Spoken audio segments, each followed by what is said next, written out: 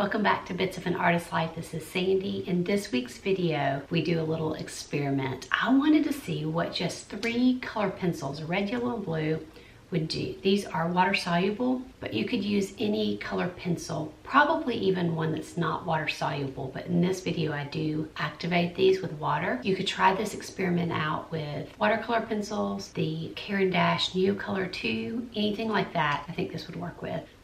I think you're going to be surprised. I couldn't believe how much variation in color and neutrals I could get with just 3 color pencils. This would be great for if you're going to be camping, in the car, just walking around town and want to take something to sketch with. You can do it, and you're going to see in this video. So what we do, I wanted to test these out. I tested 2 different yellows, 2 different reds, 2 different blues to see which one gave me the most variety and transparency and all the things. You'll see all that. And then I was like, let's really test it.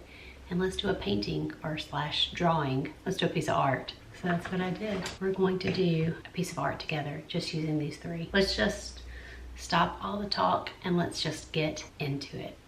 I've got these Derwent ink tints. Though I love the idea of, just having a set to take, which I have a good variety of colors, I was thinking, wouldn't it be nice if you really needed like a super limited palette? Like, could I take a red, yellow, and blue? So I'm thinking, since these are so intense in color, that it would be nice if I could mix them. So what I did, I got my color chart that I've done of the ink tints that I have. I went through and looked at my yellows, reds, and blues to find what I thought would be a good mixing yellow, red, and blue. So I decided to pick the Sun Yellow. I picked 2 reds just so I'd have it handy. I picked the Hot Red and the Carmine Red, because sometimes with mixing reds you need more of a pinky red, but I feel like this could be a nice, it's kind of got a little bit of pinkiness to it. And then I grabbed 2 blues also because I don't know which one will be best. The Peacock Blue and the Bright Blue. I feel like this is going to be something more like a French Ultra, which is the mixing color. So I'm going to put the Bright Blue aside and pick the blue that I think and the red that I think. Which red do I want to go? I think my gut says I first want to try the Hot Red, even though I think I'll have to move to the Carmine Pink. But I'm going to put the Carmine Pink aside. I've got my sketchbook here. I think first I want to just do some color swatches to just see, is there any chance that this will work? So I've basically picked those from all of these colors. Look at all those that I have. So that's nice to have to take out, but wouldn't this be nice to just take out like this? I just really don't think this is going to work, but you don't know till you try. I've got a little wet or damp paper towel. I'm going to use my water brush. So maybe what I need to do is try to get the secondaries. If I can get a purple, a green, and orange. Okay, I think the orange will be the easiest, so let's start with it. I'd have to also just play around too with like the amount of pressure. I just put a light. Yeah, I mean, look at that. Okay, do you know what I'm going to try to do now is, can I get a more neutral orange? So let's put a yellow down. Let's put just a little bit of the poppy red, and let me throw in a little bit of the blue to neutralize things and see what I get. Oh, I don't think I put enough of the red down, but that does neutralize things. Okay, let's just try again, because if not, I'd have to wait for that to dry.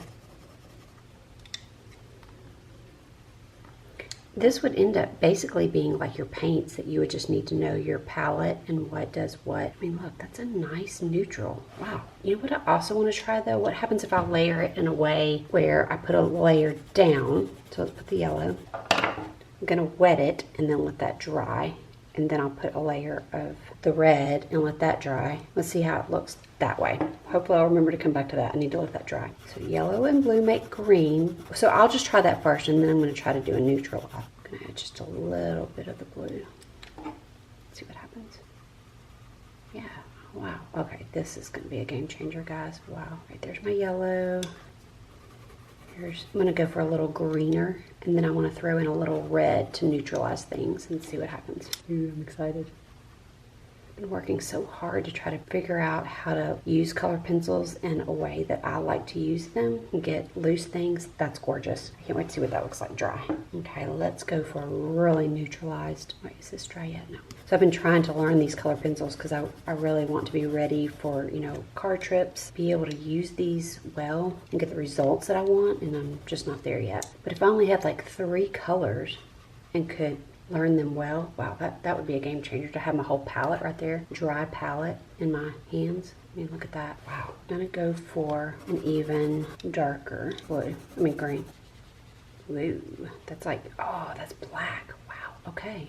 That's, wow, if I needed a black, there you go. That's very interesting black too, because I can still see like the other colors in it. Can I add more yellow to that to get it to green up, or do I have to wait till it dries? I guess I have to wait till it dries. Can I grab some yellow from here and add it? Okay, that worked a little bit, but I think I basically just diluted it. Yeah, that worked. Is this guy dry yet? That's dry. What did I say I was gonna do with that? Oh. And see how, you know, different that orange would be. It's quite different, but we'll see how it works when it's dry. I want to use this other blue with this same yellow and see if I can get some different greens. Let's do that real quick. So now I'm going to use the bright blue and see if it basically looks the same, or is it going to be different? Because I'm fine with, like, if I have to take two blues, 2 reds. Okay, that is a very bright, not me. I mean, I would not use that, but let's see what happens if I neutralize it. You know, it'd be fine if I had to take 2 blues and 2 reds. I'm fine with that. To have like a super limited palette could be really nice. And if this ends up working, which it looks like it is, then what I'll do is play around with all my blues with this one yellow and see which one I like best. Now that right there is nice. One of the things I'm loving about this is I'm still retaining a little bit of the marks underneath. I want to try this other red that I picked, the Carmine Pink, and see what kind of orange is. The other thing I should have been doing was labeling what I used. Oh, that's a nice brown. Wow. I think why this combination may be going better because these are a little more transparent colors. So it's like what I said, see this Carmine Pink, it's that pinky red. You always use a pinky red with any medium. That's always a good mixer, and it's transparent.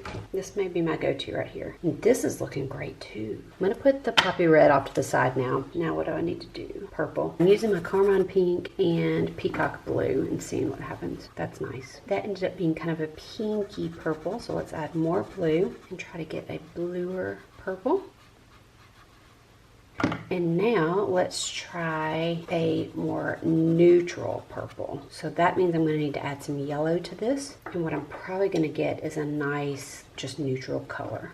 Is what I'm expecting. Yeah, that's a much better purple, if you ask me. I bet you I could get a nice black with this combo too. Let's try for a really dark. See, that's gonna make a prettier black than a real black. One of the tips I have with these is to not over mix. I think with watercolors, with gouache, with things like this, you cannot mix to death because it breaks down the pigment, kind of like beats it to death. So always just barely mix stuff. One of the things that's wonderful about that too, not only do you not kill the pigment to death, but you get little bits of the color left in there. Do you know what we have got to do? You know, I always say a black on a palette is wonderful for mixing it with yellows. Yes, let's do that. Oh, let's just try several of these. Yes, yes, yes, yes. Okay, I definitely want to try the bark. That has like a reddish undertint. Indian ink, because that looks like more of a true black. And then I want to do the charcoal gray because it has kind of a green undertint to it. And then I want to try Payne's gray. Ooh.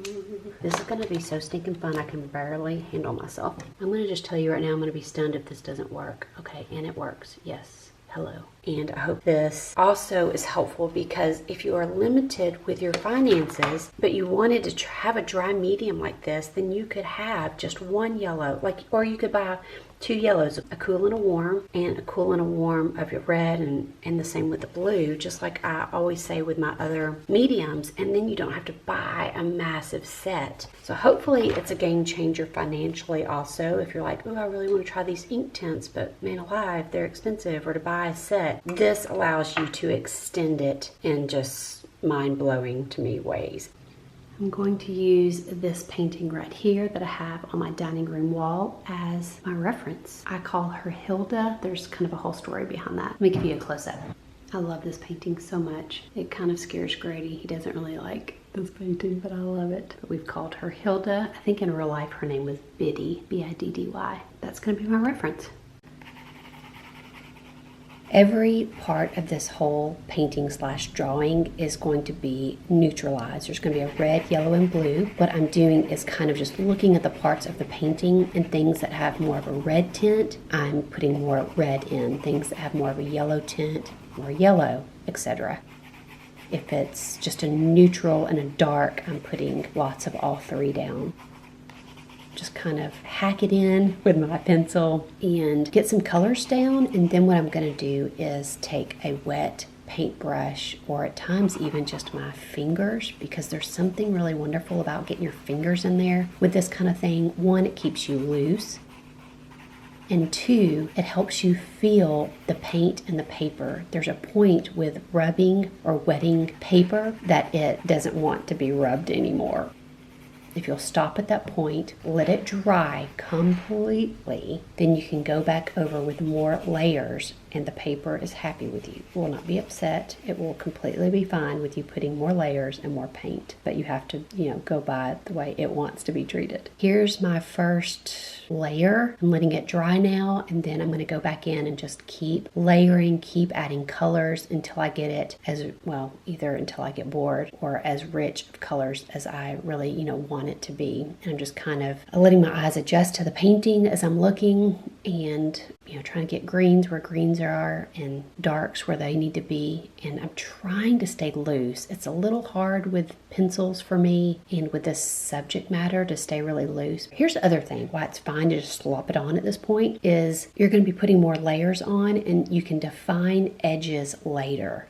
So if you need a sharper edge or you kind of lost an edge with this process, you can just plop it back in later and define it. You do have to be a little careful with your lights. I think that's one of the reasons I got kind of tight with this. But other than that, you can just slap it in.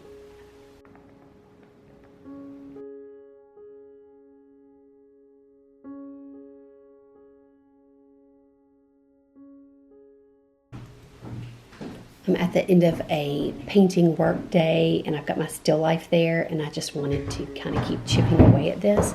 There's more layers that I'm needing to do than what I realized. I think I could have started off a little heavier handed in the beginning, but I just didn't know.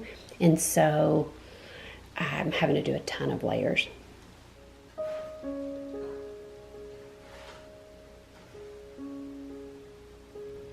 All right, my three colors.